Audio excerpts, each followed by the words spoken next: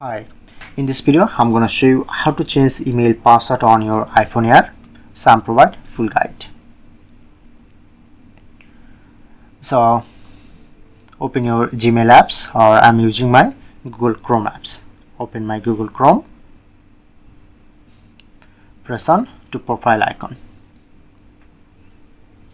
press on three dot, manage your account. As you can see, showing you to manage your Google account. Press on, then showing you to this interface. Press on to personal info.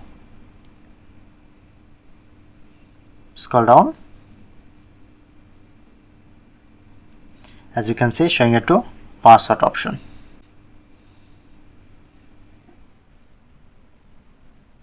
Okay, and enter your current password.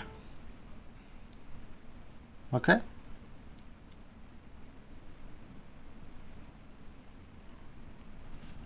press on next.